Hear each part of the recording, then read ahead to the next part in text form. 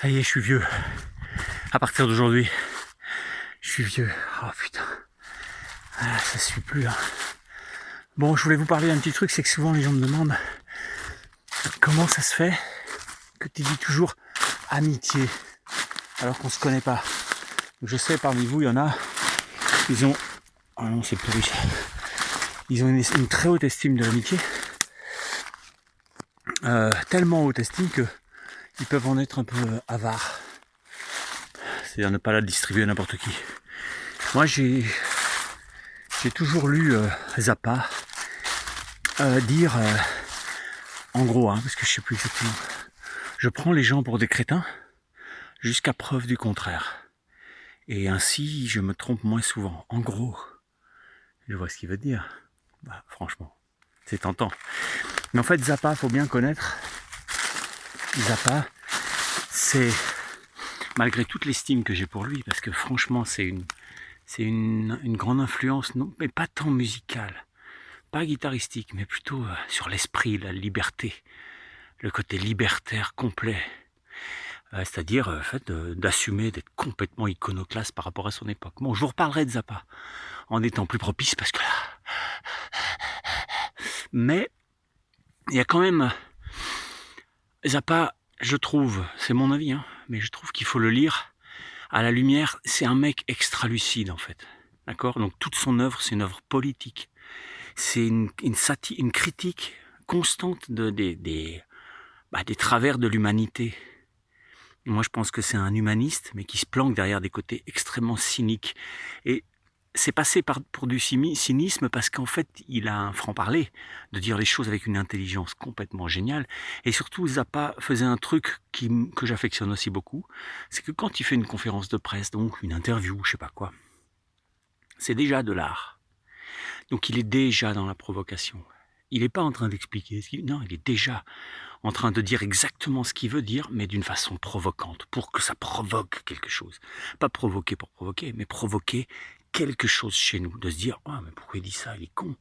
Et quand tu réfléchis, il n'est pas con du tout. Zappa, c'est tout sauf un con.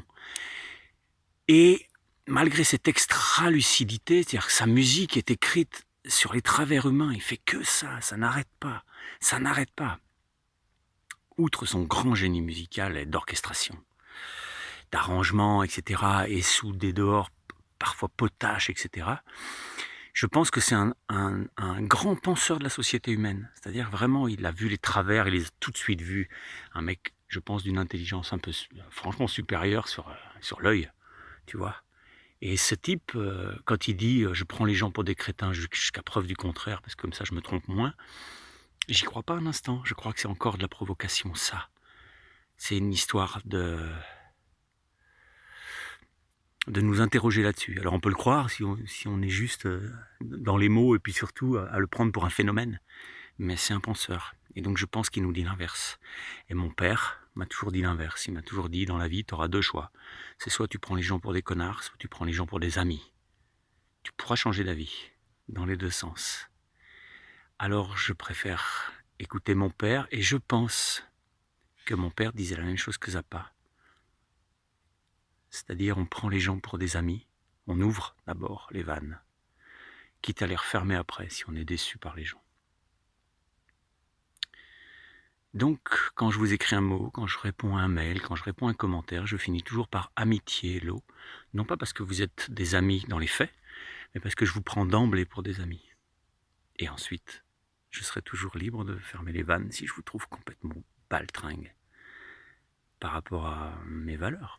Après, c'est peut-être moi qui suis dans le faux. Souvent, je peux fermer les vannes alors que le mec est bien, mais c'est comme ça, faut que ça colle. Voilà, faut que ça colle. On est humain. Ok. Bon, en tout cas, je voulais vous répondre à ça parce que c'est souvent qu'on me demande pourquoi tu dis amitié. On n'est pas amis, on n'a pas gardé les cochons ensemble. Évidemment, pas de problème. Mais dans ce cas-là, venez pas chez moi. Ok. Chez moi, c'est comme ça. Sur ma chaîne YouTube, vous êtes un petit peu chez moi. Donc si vous venez chez moi, c'est les règles de chez moi. Donc je vous traite en ami. Et si vous êtes un peu connard, tu vois, suspicieux, à douter des gens, à être un peu comme ça, alors peut-être qu'on n'est pas fait pour être ensemble. Peut-être que vous avez des choses à apprendre sur la vie. Peut-être que vous avez été abîmé par la vie, parce que ça aussi c'est toujours possible. On peut être quelqu'un d'extrêmement bien et d'être comme ça. Ça arrive, j'en ai rencontré. Des gens blessés en fait. Donc moi je veux pas être dans la bienveillance à tout prix, mais je veux travailler avec certaines valeurs. Donc partout sur mon site, sur mes mails, des fois les mecs me disent ouais t'as pas répondu à mon mail. Si je réponds pas à votre mail c'est parce que je l'ai pas eu.